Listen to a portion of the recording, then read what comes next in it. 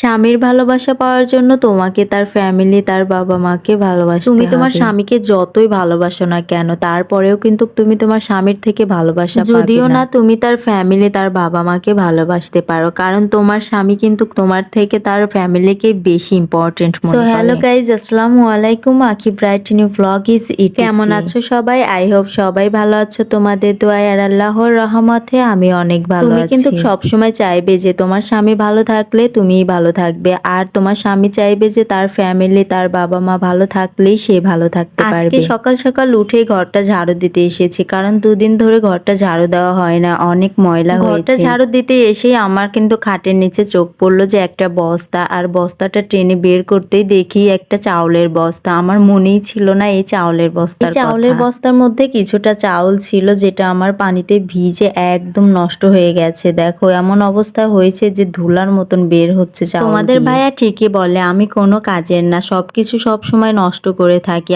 আজ সেটা প্রমাণ হলো, কতগুলা চাউল নষ্ট হয়ে গেল। আমি তোমাদেরকে স্বামীর ফ্যামিলি বা তার বাবা মাকে ভালোবাসলেই তোমরা স্বামীর ভালোবাসা পাবে এটা বলার কারণ তোমাদের ভাইয়াই আমাকে বলেছিল তুমি যদি আমার ফ্যামিলি বা আমার বাবা মাকে ভালোবাসো তাহলেই আমি তোমাকে অনেক বেশি ভালোবাসবো। তোমাদের ভাইয়া তো এটাও বলেছে যে তার ফ্যামিলি, তার বাবা মা যদি ভালো থাকতে পারে তাহলেই নাকি সে ভালো থাকতে পারবে। আর তুমি যদি আমার ভালো থাকাটা চাও তাহলে কিন্তু তোমাকে তাদের সবকিছু সহ্য করে নিতে হবে, ইভেন তাদেরকে সব কথা মতন চলতে হবে। অ্যাকচুয়ালি এখানে এটাই বোঝা গেল যে সবাই সবারটা বুঝে নিল, জাস্ট আমারটাই কেউ বুঝলো না। মানে তোমারটা কেউ কখনোই বুঝবে না, তোমারটা শুধু তোমাকেই বুঝে নিতে হবে। ঘরটা ঝাড়ু দেওয়া শেষে ঘরটা আমি একটু মুছে পরিষ্কার করেও নিয়েছি। তারপরে ডিম আর শুটকি মাছ সিদ্ধ বসিয়ে দিয়েই গোসলটা সেরে বাসায় তো আজকে ডিম, ডাল আর শুটকি মাছ ভর্তাটা করব। আমার না অনেক শুটকি মাছ ভর্তা খেতে ইচ্ছে করলো, এই জন্য ভাবলাম যে এর সাথে শুটকি মাছটা ভর্তাও বানিয়ে। কিন্তু বাসায় চেলা শুটকি ছাড়া কোনো শুটকি ছিল না, এই জন্য আমি চেলা শুটকিটাই ভর্তা বানাবো। আর এটা আমরা চেলা শুটকি বলে থাকি, তোমরা কি শুটকি নামে পরিচিত বলে যাবে। প্রথমেই আমি ডিম আর শুটকি মাছটা সিদ্ধ করে নিয়েছি। তারপর ডিমটা রান্নার জন্য প্রথমে পেঁয়াজ বাটা মশলা দিয়ে কষিয়ে এবার আমি ডিমটাকে খানিকটা কষিয়ে নিব। ডিমটা আমি কিন্তু আগের থেকে হালকা একটু ভেজে নিয়েছি।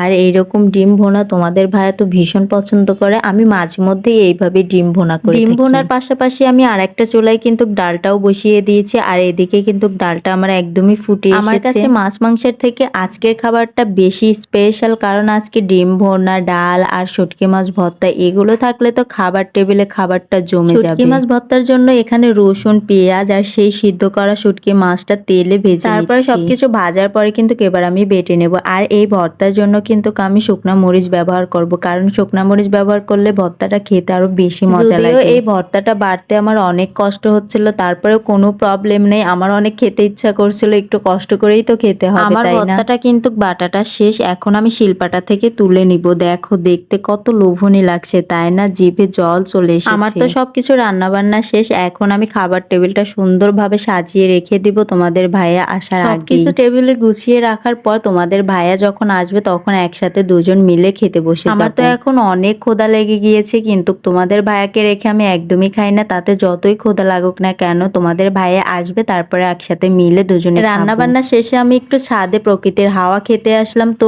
এখন আমি এখানে প্রকৃতির হাওয়া খেতে থাকি। তোমরা এরকম আরো নিউ ভিডিও পাওয়ার জন্য আমার চ্যানেলটিকে সাবস্ক্রাইব আর পেজটাকে ফলো করে রাখো। এই পর্যন্ত শেষ করছি, থ্যাংক ইউ সো মাচ। ভালো থাকবা সবাই, আল্লাহ হাফেজ।